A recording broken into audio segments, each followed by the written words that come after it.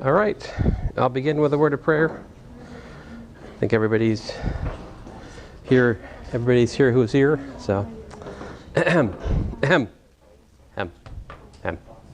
Heavenly Father, we thank you for this day. I thank you for the weekend, for the beautiful weather here, and for there not being too much destruction locally. Just pray you be with us today. Help us to glorify you in what we do. We pray again. Pray for the people in Florida as they're recovering, that people would be able to find their way to help and shelter, and the church would be able to show your love to people there. And just pray that you be with us today. Help us to glorify you in what we do, Lord. In your name I pray. Amen. Okay, so any questions?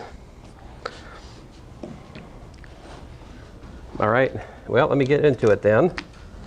So I'm going to talk about how to graph polynomials today.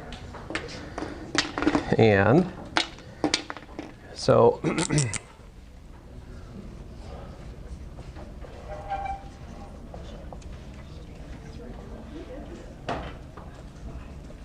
polynomial graphing. So what we're looking at is how do you graph y equals to f of x, where f of x is given by a polynomial. What is a polynomial? Right, guys? A polynomial is something of the form like an x to the n plus, plus a2x squared plus a1x plus a sub 0, right? This is a polynomial. Now, the coefficients of the polynomial are a1 through here. If a sub n is not equal to 0, then we say the degree of this polynomial is what? It's equal to n. So like last class, we looked at how to graph degree 2 polynomials, right? The graph of a degree 2 polynomial is a parabola. But how about degree n? Like, how do we graph these sorts of things, right? So the key theorem is this. And this is the theorem that guides a lot of our work. Theorem, which is the factor theorem. Factor theorem says for polynomial x minus c is factor of polynomial f of x if and only if f of c is equal to 0. So this is the factor theorem. It says that the places where and to be more to the point, what's another way to say this? In other words, what? X minus c is factor of f of x, what? If and only if c comma 0 is an x-intercept of y equals f of x, right? Of the graph. So if you're looking for x-intercepts, you need to look how to factor the polynomial, right? So what I'm saying is, if we have the polynomial factored, then we can graph it, right? There's some other sort of low-lying fruit to pick here. What's another thing you could say about a generic polynomial? How about this? This is like, this is not really a big theorem. This is more of a little theorem. Little theorem, which is that f of 0 is equal to a sub 0 is the y-intercept, right? We saw that last time. This is a tiny little theorem, not really much to it. If you have the polynomial in standard form, if you look at the constant coefficient, that's where it's going to hit the y-axis, right? Like last class, we saw that whatever the value was for c, right? When we looked at ax squared plus bx plus c, c was the y-intercept. This is true in general. So that's another thing you could pick off, all right? What else can we say? Big ideas. Roughly speaking, it's going to either look like this, or crudely speaking like this. If a sub n is positive, if a sub n is negative.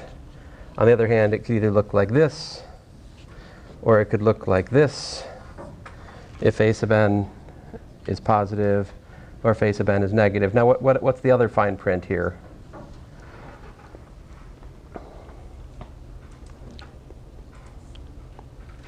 What am I assuming about n in these four different pictures?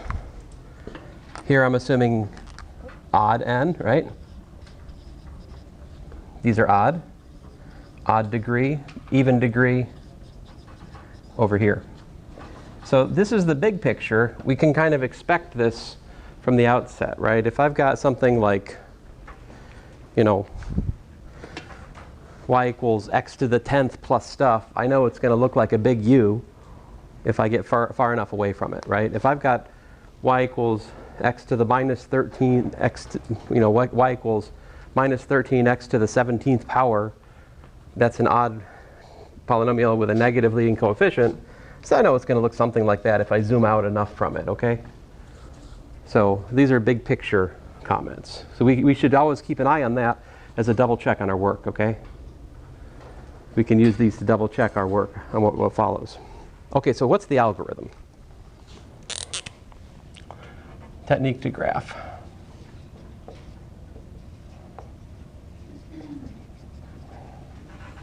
All right, number one, given polynomial f of x, find its factored form. All right, collect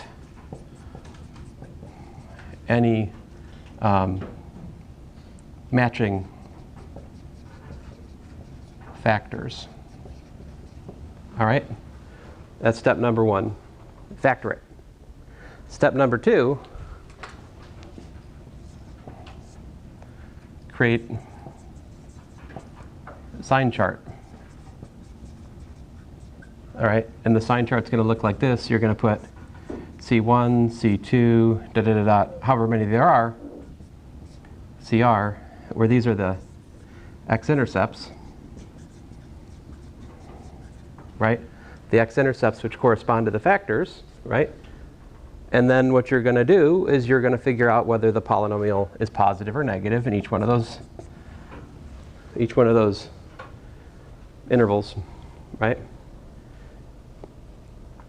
And once you know that, graph.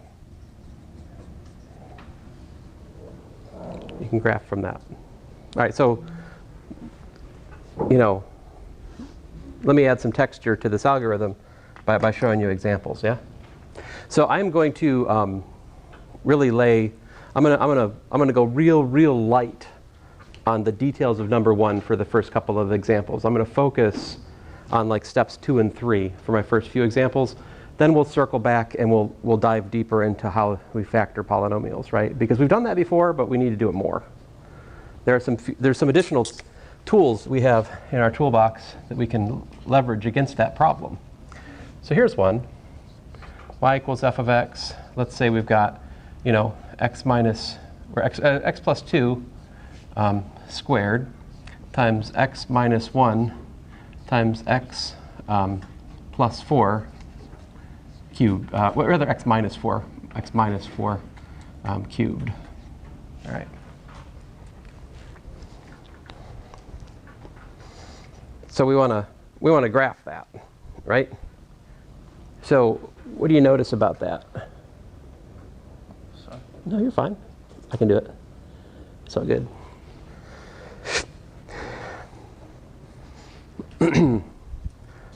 The main thing is if I forget to walk back there and do that, watch for that. Sometimes I get lost in the math, you know?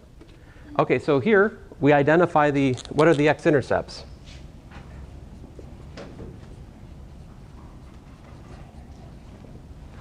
We've got one at -2, at 1, and at 4. I can see that. So I look, you know, again, the factor theorem guides our work.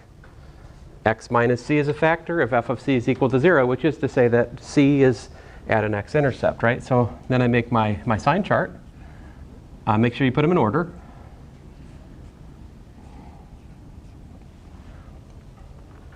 fun fact, if your polynomial has a leading coefficient which is positive, right? Think about this. If the leading coefficient is positive, eventually the polynomial is positive, whether it's an even or an odd.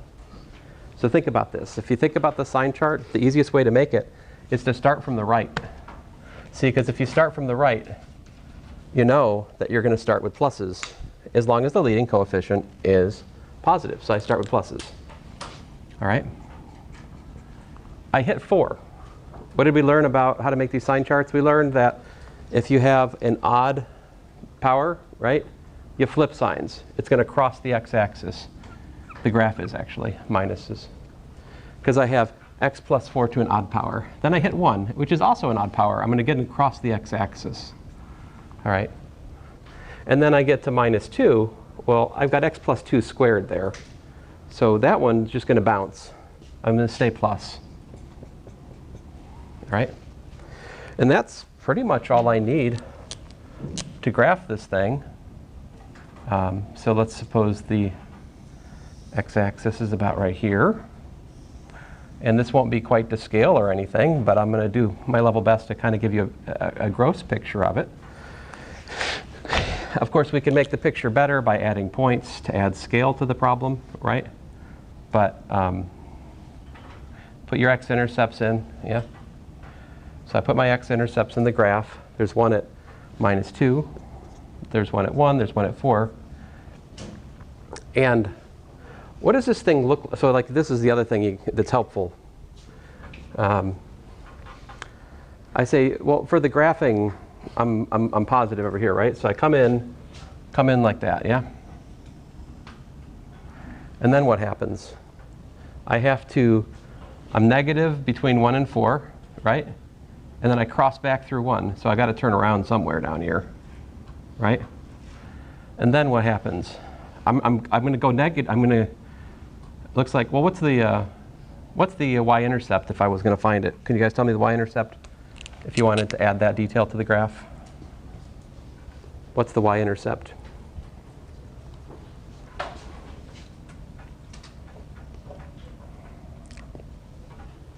Let me put it off over here. Well, I'm going to put it somewhere. Remark Y-intercept comes from x equals to 0, right? So what is f of 0 here? Plug in 0, what do you get? Look at the formula. We get 2 squared times minus 1 times minus 4 cubed. What is that? It's kind of a big number, isn't it? 256, and it's positive, right? So obviously my graph is not like the same scale in x and y, right? So wherever this thing hits the y-axis, right, that point right there is going to be 256. That's the y-intercept. Then what happens? It has to turn around, right? Because it's got an x-intercept of minus 2. Now it doesn't cross the x-axis there, right? It bounces. So it comes back down here like this, bounce.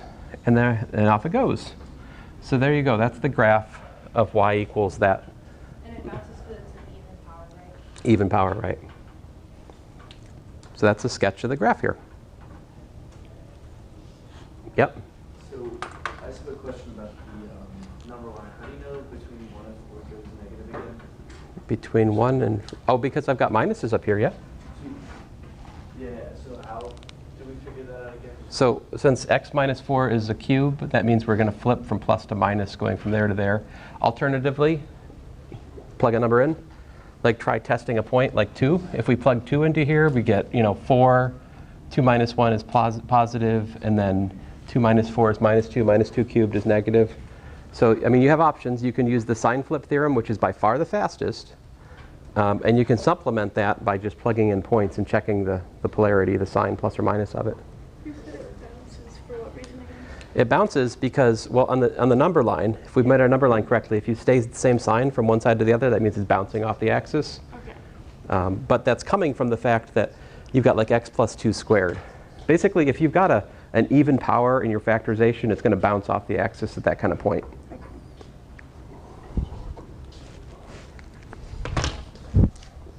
is good? It's Uh-huh. Let's see here. Let me see if I can make another one for us. How about y equals f of x equals, oh, I don't know, x plus 6 cubed times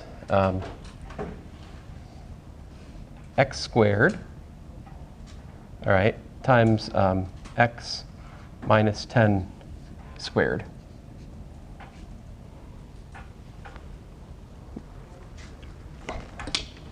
Oh, and then let me add another fly in our ointment here, and then we'll add x x squared minus 36. There, I'll do something a little bit different this time. I'll just add a little bit of factoring trouble to the problem. See, because in order to start, we need the thing to be factored, right? And when I say factored, I mean completely factored.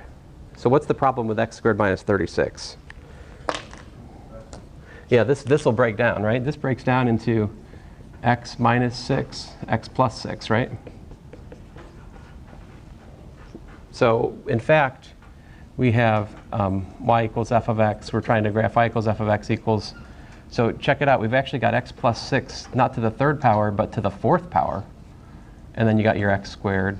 And you've actually got an x minus 6 come next, and an x minus 10 to the squared power. So it is important that the expression is completely factored, and also that you bring any like factors together to make sure you don't, make a mistake. So what are our x-intercepts?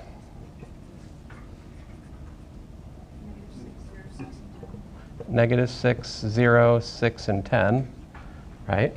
Yep. The x squared. That's x minus 0 squared. What's that? X minus x squared is x minus 0 squared, right? So the factor theorem says look for what's subtracted from x in the factor, right? X minus c is a factor if f of c is 0, so we're x minus 0. More to the point, if you plug 0 into this formula, what happens? You get 0, right? So 0 is an x-intercept. And then we make our number line. Yeah. Here we go. We got ourselves a minus 6, a 0, a 6, and a 10. Yeah? The leading coefficient here, again, was positive. Yeah? So I start with pluses. If you want to start from there. I get... start from the highest x-intercept. It's a lazy thing to do because it's easy to figure out the sign there. Okay. You can start wherever you want. But like if you were to start anywhere you want, you'd have to test the point, right? Yeah. But with that, we don't have to use the coefficient. Yeah, exactly. That's Are you going to do the coefficient of the whole thing or just x? the whole thing, the leading coefficient. Like you have to imagine in your mind's eye, if you multiplied this whole thing out, what would you get? Check it out. You get an x cubed, an x squared, an x squared, and x squared, right? So 3 plus 2 is 5, plus 2 is 7, plus 2 is 9. You get x to the 9th plus stuff. Right? If you just take the highest term in each one of these and multiply it, that gives you the highest term overall. So this is an x squared, this has an x squared, this has an x squared, this has an x cubed. So x cubed times x squared times x squared times x, however many. So would there be a possibility that it'd be a negative? Did I do that right? Yeah. Power? Well, yeah, I mean, it's negative over here. But the odd power or even power, either way you slice it, when your leading coefficient's positive, if you're out to the right of the graph, it's big. I mean, it doesn't matter whether you've got an odd power or even power. A large number to an odd or even power is, again, a large positive number. So, so I go pluses. Now, this time, x minus 10 squared, right? So we bounce. Bounce at 10. Stay positive. At 6, we do what? We flip, right? We're crossing the x-axis there in the graph, right? And at x squared, again, we've got x squared, so we're bouncing at 0. And at minus 6, we've got minus 6 to the, we're bouncing, so we're staying negative, right? So it's kind of a peculiar one, but we can graph it. The Y-intercept, what's the Y-intercept?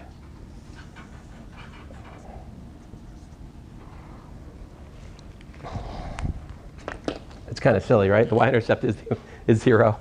The Y-intercept and the X-intercept are one and the same in this case, aren't they? One of them, anyway. All right, so I start out positive, right? Start out positive like here, bounce off 10. I bounce off 10, right? And then what happens? I got to turn around, and I kind of come back through 6. I cross through 6, like that, right? And then I come back, I've got to bounce off 0. And then, oh, I got to come back, I got to bounce off -6, and then I stay negative.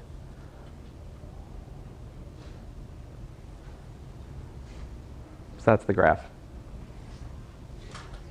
And like I advertised at the start of this, guys, if you understand what the large, like the overall, it's x to the 9th plus stuff, right? So I know what it's going to look like if I zoom out a million miles away, right?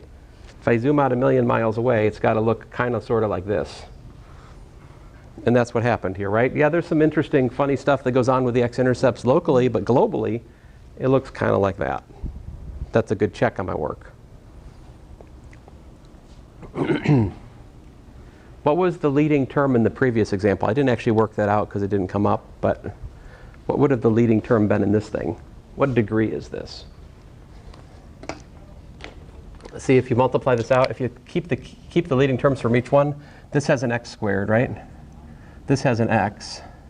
This has an x cubed, and then you got lower order stuff. So like this overall would have been a x to the 6th. It's a 6th degree. This one was a 6th degree example. So like I advertised, the even powers kind of looks like a big bowl if you go and zoom out a million miles away, like that one. Yeah. Did you multiply the components? Or did you Add them. Yeah. We have x squared times x cubed. It's 2 plus 1 plus 3, which is 6. Yeah. Indeed. Shall we do another? Let's do another. Let's do one which has less bouncing. Yeah.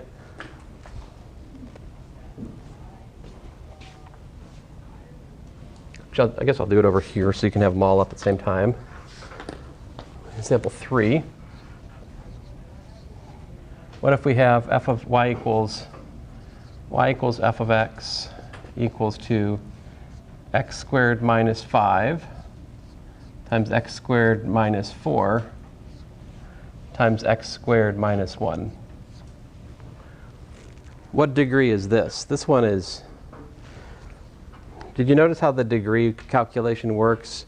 If you have a product of polynomials, the degree of the product is just the sum of the degrees. So if you have like a second order times a second order times a second order, in total you have a 6th order. Right? If you multiply this thing out, you get like x to the 6th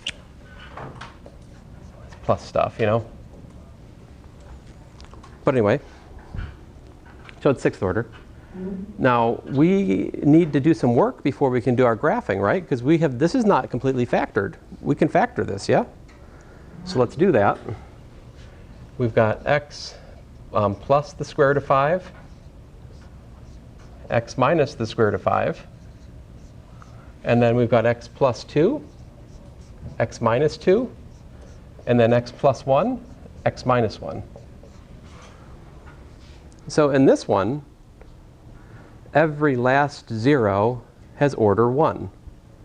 So the order of the 0 is the degree of the factor that appears in the factorization, right? Like in my previous example, we had a degree 4, minus 6 had degree 4, 0 had degree 2, 6 had degree 1, 10 had degree 2, all right? Okay, so what are my x-intercepts?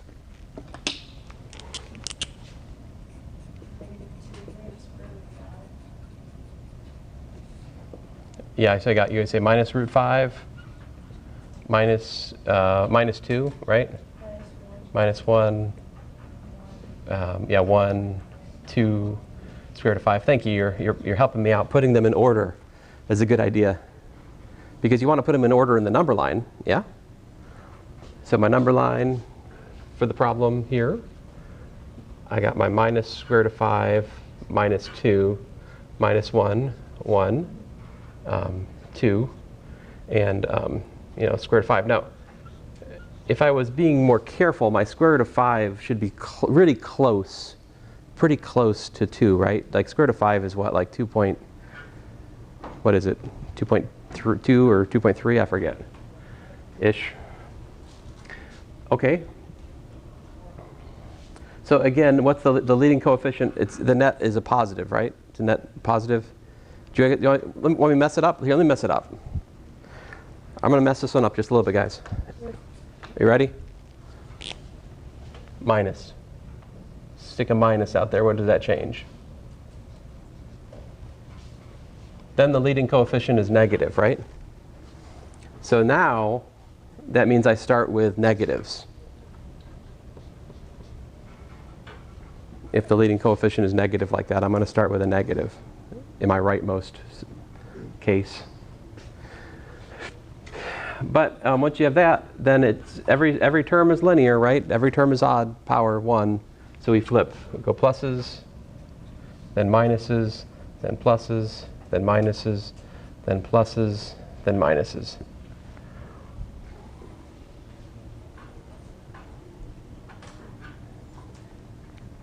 And we can graph it.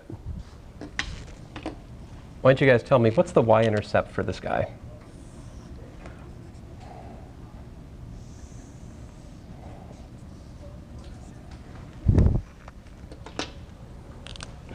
And I'll try to make my scaling a little bit more honest this time.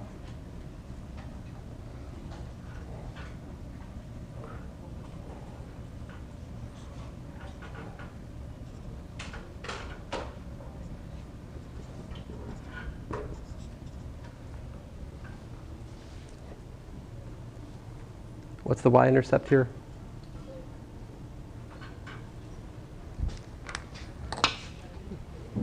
So here, yeah, what's f of 0 is what? Minus 5 times minus 4 times minus 1, right? If you're gonna calculate f of 0, use the easiest formula, which is the original one, right? Plug 0 into that formula is the way to make life easiest. So what do I get? I get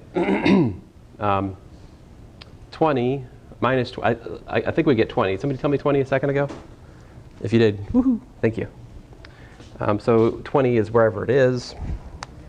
I won't do this to scale, obviously, but I'll put it up here just as a reference. 20 is there. So we go negative. So let me graph it. Here we go. We start out negative. We come up here. We cross through square root of 2. Did I say square root of 2? What am I doing square root of 2? Dummy. Me, not you. 5, right? I said 5, didn't I? 5, square root of 5, minus square root of 5. So we cross through 2, and then what happens is we turn around, right? And we cross through 2 again, then we come back up and we cross through 1.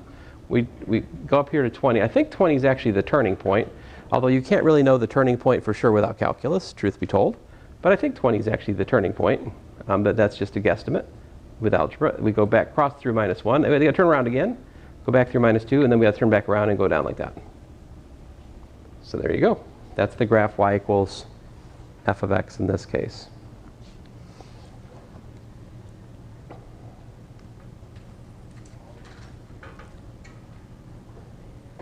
Could you have used this method to graph quadratics? You can, right? As long as they've got x-intercepts, right? We can do a little bit better for quadratics, right? Because we can find the vertex even when it doesn't have x-intercepts. So we know things about parabolas that we don't know about higher order polynomials, you know, like the turning point. You know what I'm talking about, turning point? What's a turning point? What's it sound like? So turning point is like when it turns around, right? Like the top of the hill or the bottom of a valley. These turning points, these are places where actually what's called the derivative is 0. So some of you will go on to take Math 126, right? And there you'll actually learn how to calculate the turning points for these kinds of graphs, perhaps. Whether or not that actually gets covered in 126 is the instructor's business, of course, but you know, it's something you could cover in Math 126 if you wanted to. So, any questions? Yep. So when does it bounce? It bounces, so this one had no bounce on the x-axis. So I'm talking about bouncing on the x-axis, right? I mean, you could think about any like turning point as kind of a bounce, right? But it's not a bounce off the x-axis, right? I'm talking about bounces on the x-axis. So over here, in example 2, we bounced at 10, and at 0, and at -6. Why was that? Because we had to the 4th power for x plus 6, we had square for x, and we had a square for x minus 10. So if your factor has an even power in the factorization, it bounces. Yeah. Something a little bit different is going to happen to us when we graph rational functions. What we mean by bounce is going to have to be a little bit modified, but even there it's still kind of true. So odd powers correspond to something about like crossing the x-axis. Literally crossing the x-axis for the polynomials. Right, we actually go through the 0. We all good? Do you need more examples? Let me talk more about. Let me talk a little bit more about factoring. Yeah. So in the factor theorem,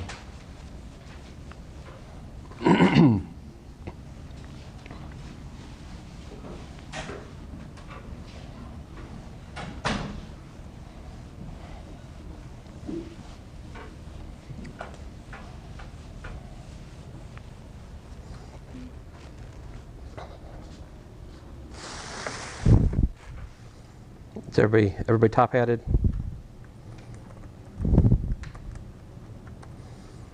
Give me a second here. I need to multiply something out on my computer, because otherwise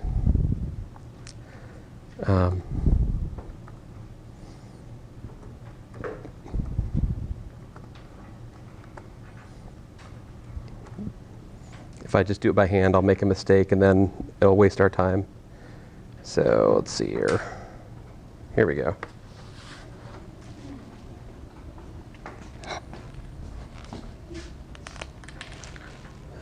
So example, what are we on? Example 4. So I'm going to give us f of x equal to x to the power 4, all right, plus 3x cubed minus 3x squared, all right, minus 15x minus 10, all right.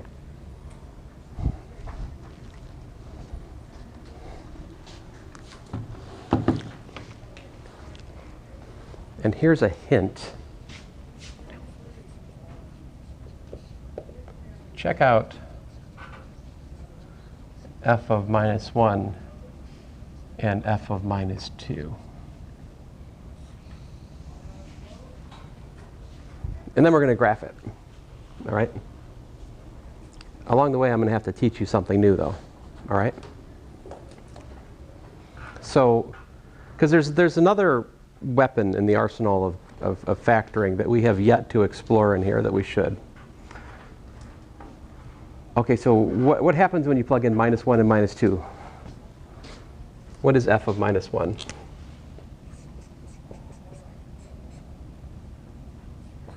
Minus 1 to the 4th, right? Let me just get to the point here.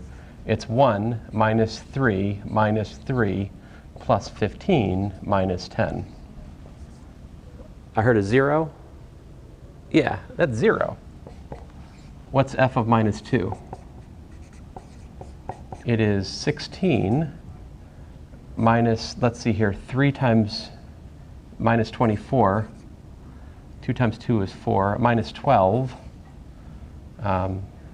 plus 30 minus 10. What's that equal to? I sure hope it's 0. Looks like I got a plus 46 and I got a minus 46. I got 0 again, right? What does that tell me then? What does this mean? So this means that x plus 1 and x plus 2 factors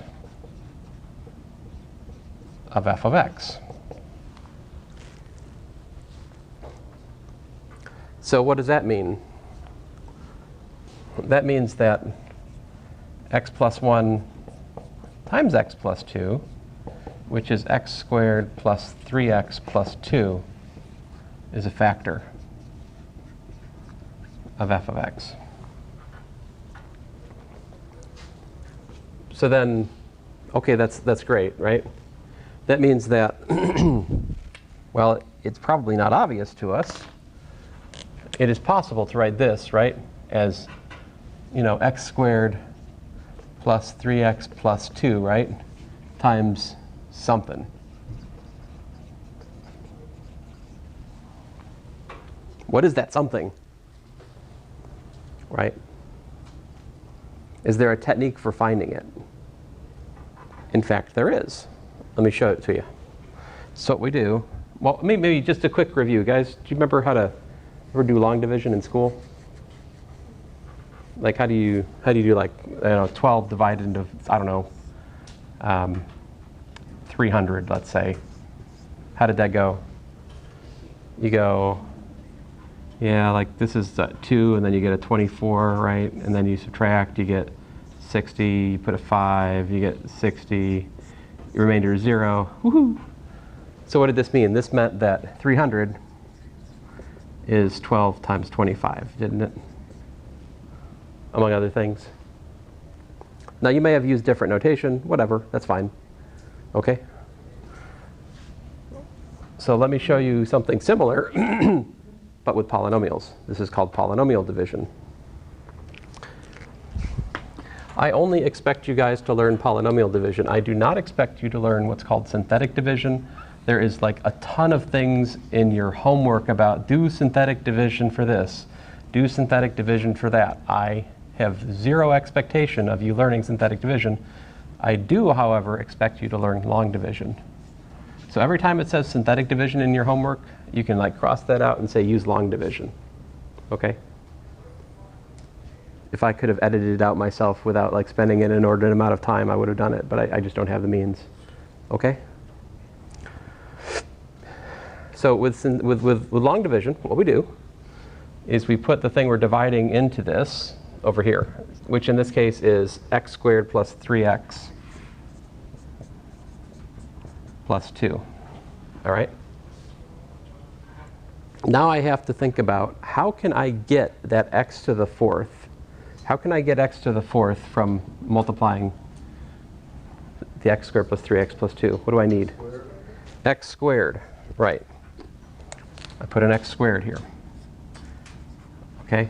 Now the next thing I do is I multiply x squared into the on the dividing polynomial, right? So I multiply it by this, I get x to the fourth plus 3x cubed plus 2x squared. All right? So I multiplied x squared on the 3x squared plus 3x plus 2, put it there. Now I have to subtract that from the one above. What does that give me? Well, of course, the x to the fourths cancel. And in this case, oh man, isn't that nice? The x cubed also canceled, right? Very nice, really nice. And here, we get minus 3 minus 2, so I get a minus 5x squared. All right? Because minus 3 minus 2 is minus 5. And then I get minus 15x minus 10. Bring that down. All right? What's up next? How do I get minus 5x squared from multiplying this dividing polynomial? Yeah. Times 1. Well, 1 times x squared plus 3x plus 2 is just going to give me an x squared. Plus 1? No. Because I need to get a minus 5 here. Plus 5. But then I would, when I subtract, I get minus 10. I need to match it. So what? Right idea, but just what? Instead of 5, what? Minus 5, right? So, but good, that's a step in the right direction. So minus 5 there. So we multiply the minus 5 times this, we put it here. So we get minus 5x squared minus 15x minus 10. And the remainder had better be 0. If the remainder isn't 0, that means we made a mistake. Because we know, at the start of this calculation, we know that x squared plus 3x plus 2 is a factor of this polynomial, which means when I divide by it, I must be left with another polynomial. If there was a remainder here, it would mean that, well, it would mean that x squared plus 3x plus 2 isn't actually a factor, which would contradict the factor theorem here. Okay, so great. What does this mean? So this means that we have now shown that f of x is equal to x squared plus 3x plus 2 times x squared minus 5. And of course, once you have it broken down into pieces like that, you can finish the job, right? Finish it. So what do we got? We got x plus 1 times x plus 2 times x minus the square root of 5, or plus the square root of 5, times, minus x minus the square root of 5. So there we go. Now it's completely factored. And now we can graph this thing, right? Yep. Do we not do the thing where we have to make the 1 a negative, 2 a negative, and change and make it where you have to set it equal to 0? Why would we set it equal to 0? Don't we do that after we find it? Well, I mean, it depends on the question, I suppose. If you're looking for where the x-intercepts are, then you can set it equal to 0. And you're right, then we do minus what we have, right? So, I mean, the x-intercepts are where? We have x-intercepts at, what, minus 2? There's an x-intercept at minus 1. There's an x-intercept at the square root of 5. Where else is there one? Over here at minus the square root of 5, right? So if that's what you're asking, sure, we should do that. Why not?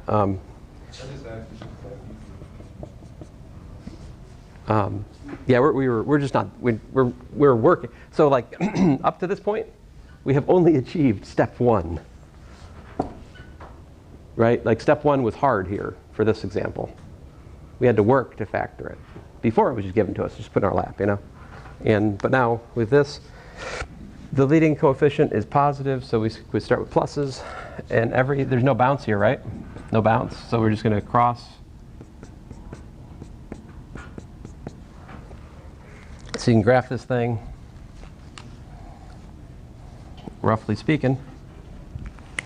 It looks like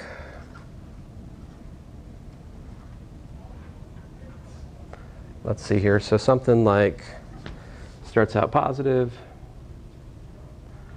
then it crosses this, turns back, crosses that, like that.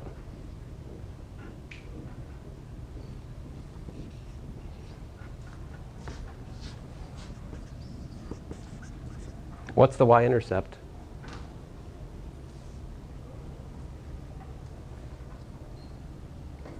What's the y-intercept? Negative 10, right? How did you find that? You looked at the first equation. That is the correct answer. Anything other than that is wrong because it's working harder than you need to work. So yes, we look back at the original form. We can read minus 10 right here. That's going to be the y-intercept. But there it is. We graphed it. Yeah. So question. If somebody doesn't tell you, hey, minus 1 is interesting, minus 2 is interesting, maybe you should look at those. Is this a reasonable problem without that hint? No, without that hint, this is just mean. If you were asked to graph this, it would just be mean. Without that hint, the only recourse you really have here, short of using technology to factor it or something like that, is just to plug in numbers and make a table of values and just turn the crank, right? But that is not how we want to do things in here if we can avoid it. You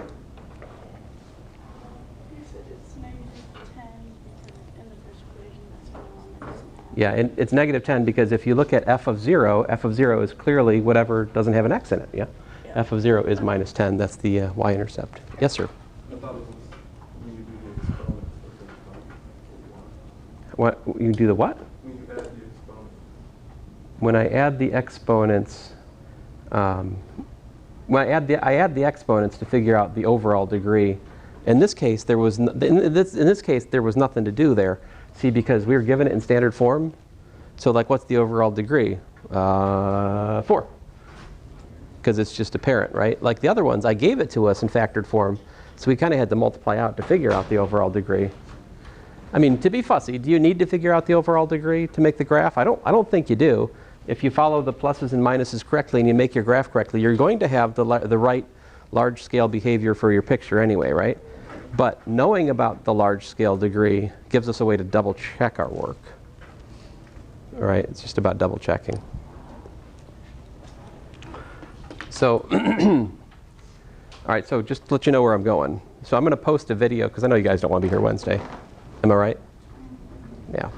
So Wednesday I intend to make a video which is pretty much just entirely long division, because I think this is something you guys don't know, right? So I'm going to make it a video with like example after example after example after example of long division, hopefully so you can learn it. Yeah. So there's no class on it? Yeah, there's no formal class on Wednesday, but I will post a video that I want you guys to watch. So, sound good? Thank you. All right. Thank you. Uh-huh. Thank you, as always, for your excellent camera work.